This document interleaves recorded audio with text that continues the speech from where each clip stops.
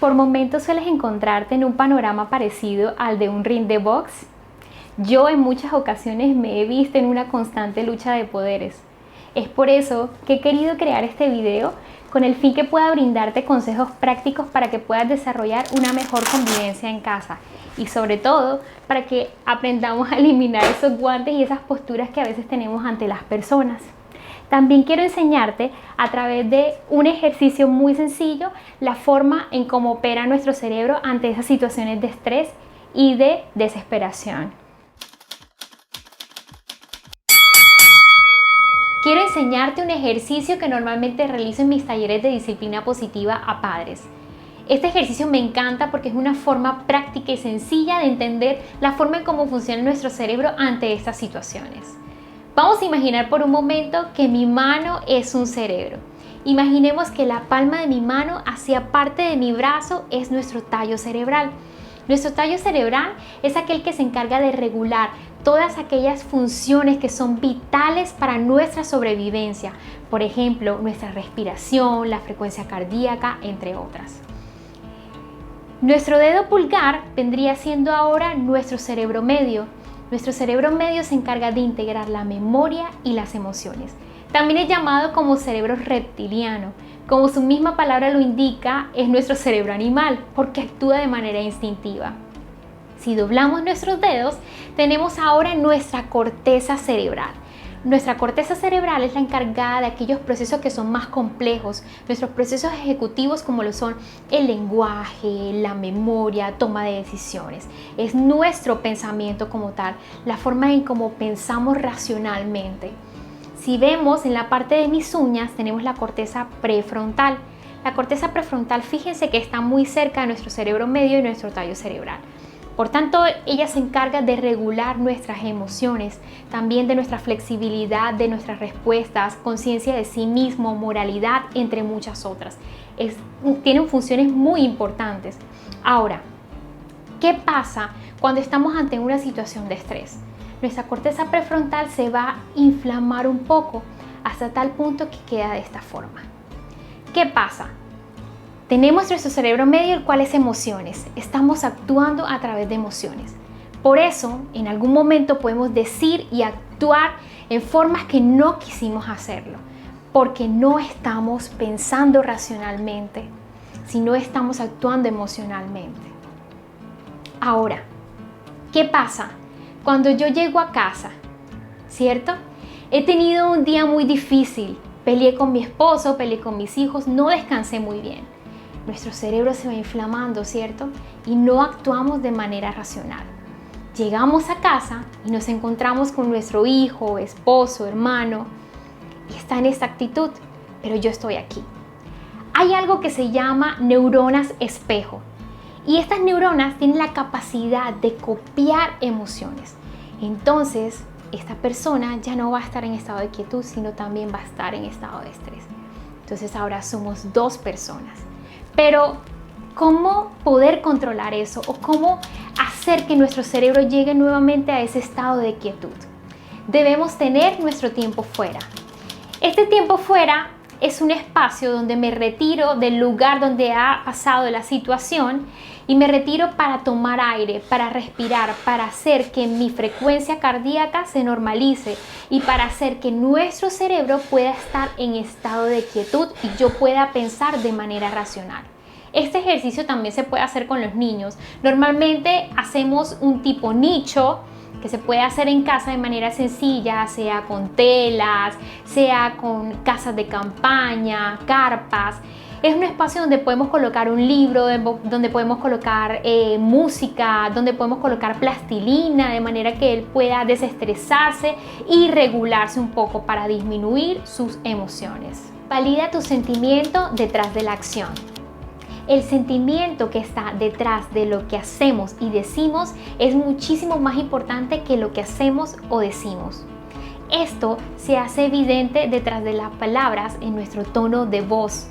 Normalmente muchas veces utilizamos como mecanismo de defensa el subir nuestro tono de voz, el elevarnos a cierto nivel para no ser heridos, pero tenemos que examinar muy bien qué hay detrás de ese sentimiento, qué hay en mi corazón que hace irritarme con mayor facilidad. Está bien mostrar mis sentimientos de rabia. El problema es cuando este sentimiento empieza a afectar de manera negativa a la otra persona. Evita la guerra de poderes. Es muchísimo más importante ganarse a las personas que utilizar el poder para ganarle a las personas. Normalmente los niños y las personas, cuando se sienten comprendidos emocionalmente, tienen una mejor actitud, tienen una mejor percepción de mis puntos de vista e incluso pueden contribuir a ayudar a la resolución del problema. Es importante crear un ambiente de empatía antes de condenación. Es importante respetar a la persona, respetar ese momento, respetar sus emociones, entender que quizás tuvo un mal día o quizás no se siente en el mejor estado emocional para hablar en ese momento en buenos términos. Quiero compartirte un versículo que se encuentra en Proverbios 12:16 que dice: el necio muestra enseguida su enojo, pero el prudente pasa por alto el insulto.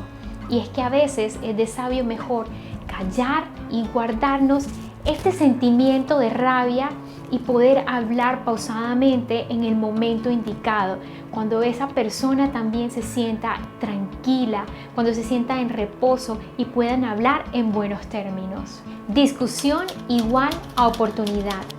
No podemos evitar las discusiones, pero sí podemos hacer que se conviertan en maravillosas oportunidades para un aprendizaje. Podemos adquirir grandes habilidades sociales, nuestro carácter se puede formar, podemos adquirir cooperación, mayor paciencia, mayor dominio propio, mayor autocontrol. Conexión antes que corrección. Este punto me encanta porque normalmente estamos acostumbrados a corregir a la persona sin saber qué hay en su corazón. Juzgamos, señalamos sin entender qué está sucediendo realmente en su interior. Muchas veces corregimos ante una actitud altiva, ante una actitud orgullosa, ante ciertas posiciones y muchas veces ni siquiera establecemos un contacto visual con esa persona. Pasa con mi hijo, quizá cuando estoy dando una corrección en la cocina y quizás él está en el baño, no hay una conexión con él. Por eso es muy importante colocarme al nivel de esa persona, establecer un contacto visual con esta persona. El contacto físico de un abrazo es sanador. No entendemos muchas veces el poder que tiene un abrazo para hacer calmar el enojo. Hay una historia que me encanta y se encuentra en Juan 8 del 1 al 11, en donde una mujer es sorprendida en el acto mismo de adulterio.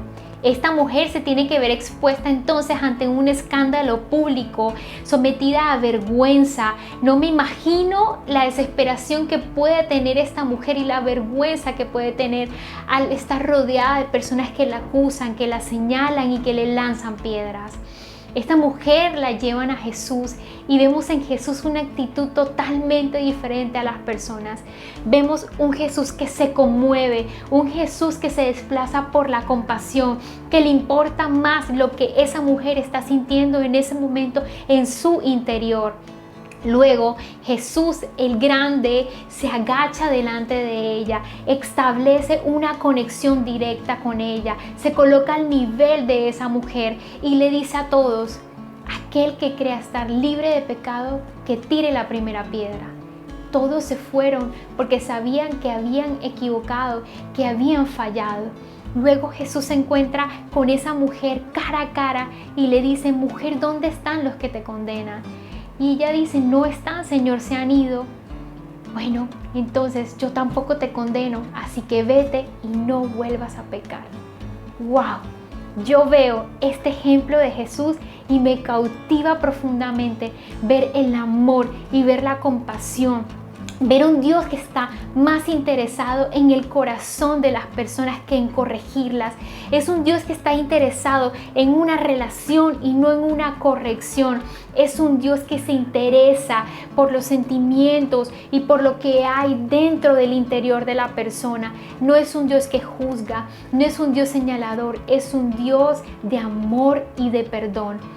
Ojalá todos podamos seguir este maravilloso ejemplo de Jesús, porque definitivamente debemos entender que el amor cubre multitud de fallas y que siempre debemos brindar la opción del amor.